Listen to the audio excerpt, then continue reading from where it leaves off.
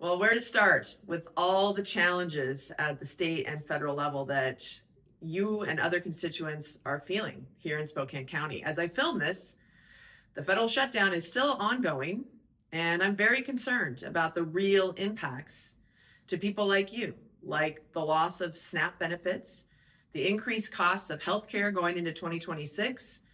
I've been working at the health district to try and keep our WIC clinics open and trying to identify key policy issues for our county at the state and national level.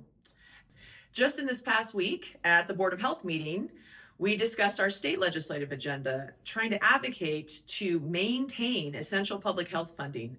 And for the first time, I worked with my colleagues to make a decision to establish a federal agenda for the first time. And yes, speaking of funding, we're getting very close to making final 2026 budget decisions by December 1st here at Spokane County. And as I mentioned in previous updates, unfortunately, we are working through a projected $20 million deficit. And yes, speaking of funding, we are getting very close to making final decisions for the 2026 budget by December 1st here at Spokane County. As I mentioned in previous updates, I've been working very hard with my fellow commissioners to close a projected $20 million deficit. We've held 3 public hearings, and there'll be more information coming up on the website as the month goes on before we make any final decisions where you can get involved. Thanks to those of you who attended our Alternatives to Growth workshops for our 2026 Growth Management Update.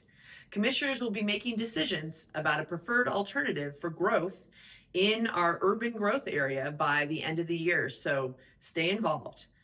In the month of October, I attended a National Board of Health conference. I participated in a community vigil for survivors of domestic violence. I got to meet the new president of Gonzaga University, Dr. Passerini. I attended the Terrain Arts Preview Night, met with a visiting official from Kenya, spoke at the county winter operations press conference, and toured the new crosswalk shelter. And if that wasn't enough, I also got to meet with the Northeast PDA director, Jesse Bank, up in Hilliard, and I was introduced to the new NAACP executive director, Dr. Melissa Mace. Please read my newsletter to get all the links and information about the topics I've discussed, and I'll see you next month.